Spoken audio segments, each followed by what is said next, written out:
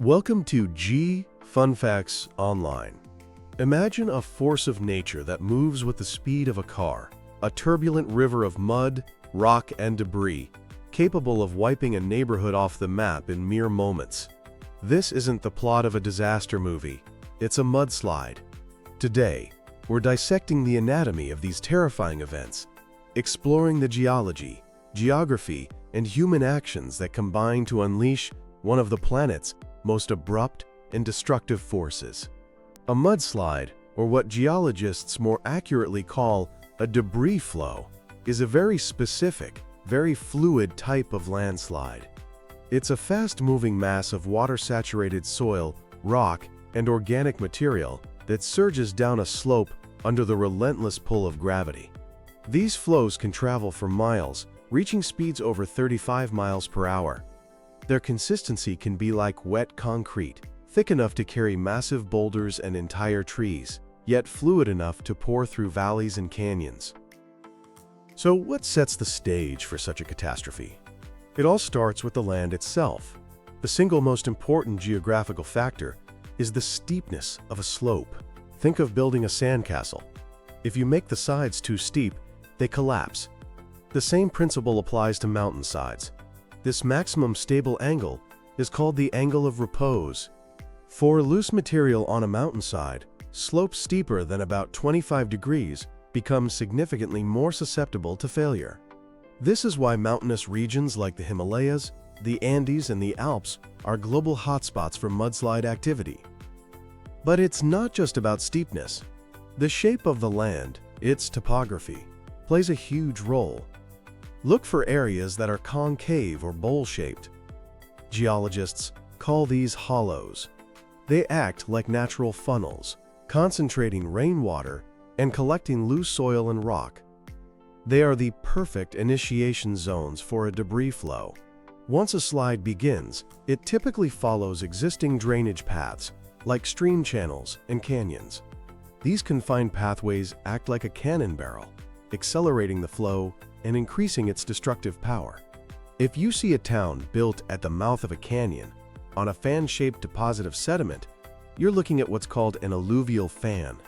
That fan is a geological postcard from the past, clear evidence that debris flows have repeatedly come down that very canyon and deposited their contents right where those houses now stand. Now let's dig deeper into the ground itself.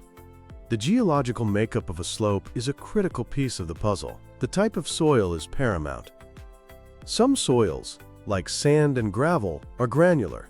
The particles don't stick together well. When water fills the spaces between these grains, the whole mass can easily become unstable. Other soils, like clay, are cohesive. The particles stick together. But here's the catch. Certain types of clay, when they become saturated with water, lose their strength and become incredibly slick, creating a perfect sliding surface. Slopes covered in loose, unconsolidated material are especially vulnerable. This could be weathered rock, soil from a previous landslide, or, in volcanic regions, layers of loose volcanic ash. This material has very little internal strength to begin with. The bedrock beneath the soil also matters. Weak, weathered rocks like shale can break down into the exact kind of clay-rich soil that is prone to sliding. The structure of the rock is also key. Imagine rock layers that are tilted in the same direction as the slope. They form a natural, built-in ramp. If a weak, easily erodible layer of rock sits underneath a stronger one, it's a recipe for large-scale failure. Now we come to the most important element, the ultimate trigger for the vast majority of mudslides: water. Water doesn't just make the ground wet, it fundamentally changes the physics of the slope. On a stable slope, the friction between all the particles of soil and rock helps hold everything in place against gravity. But when heavy rain or rapid snowmelt saturates the ground, water fills all the tiny spaces or pores between these particles. This water exerts an outward pressure, pushing the particles apart. This is called pore water pressure.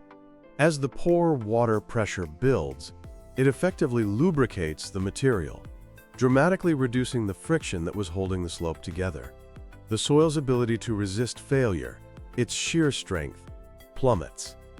In the most extreme cases, a process called liquefaction can occur. The pore water pressure becomes so high that the soil particles are virtually suspended in water. The ground loses all its strength and begins to behave like a liquid. This is the tipping point.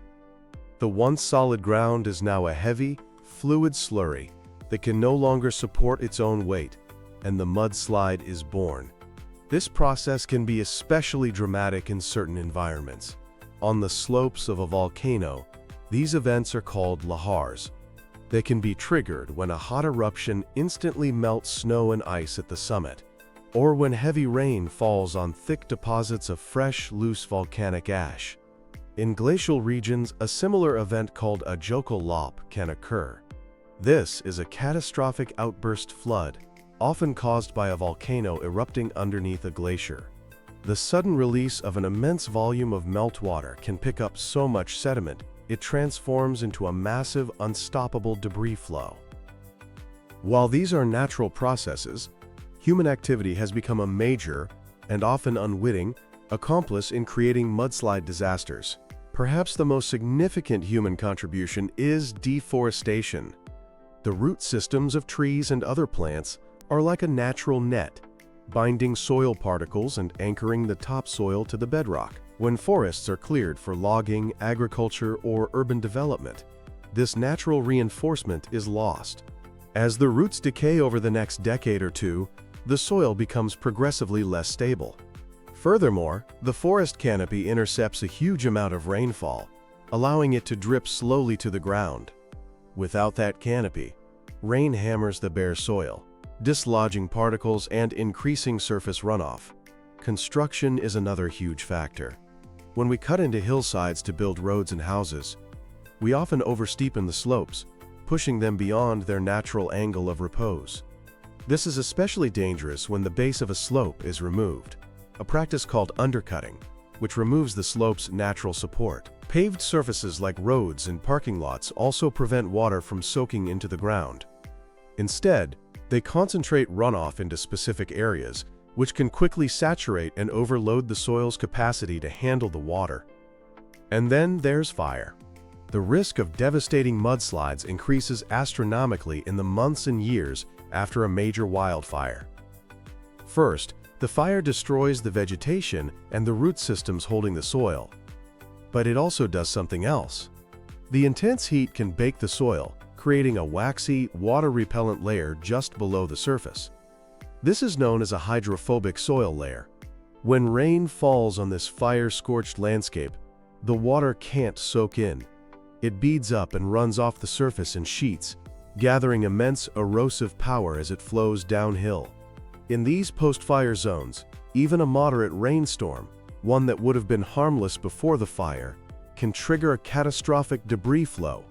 It's the perfect storm, a slope stripped of its vegetation and rendered waterproof, then hit by rain.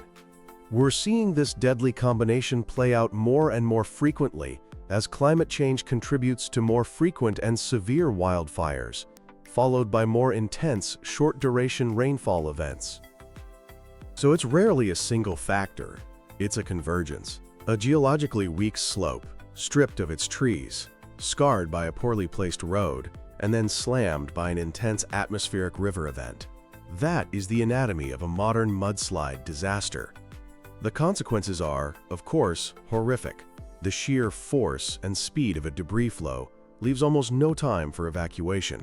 They destroy homes, roads, bridges, and power lines, with recovery costs running into the billions. While we can't stop the rain from falling or the mountains from being steep, we can take steps to live more safely. The first step is identifying the risk by creating detailed hazard maps. Early warning systems that monitor rainfall and soil moisture can provide critical minutes for evacuation. Engineering solutions like retaining walls can help support slopes, and specially designed fences or basins can catch or divert debris. But one of the most effective long-term strategies is working with nature. Reforestation projects on bare slopes can help restore the soil's natural stability. And adopting smarter land use policies that prevent development in the most hazardous areas is absolutely crucial. A mudslide is a testament to the power of our planet. It's a complex dance between solid earth, flowing water, and the immense force of gravity. A dance that is increasingly influenced by human hands and a changing climate. Understanding this complex anatomy isn't just a fun fact. It's a vital tool for survival on our dynamic and ever-changing world. Thanks for listening to G Fun Facts Online.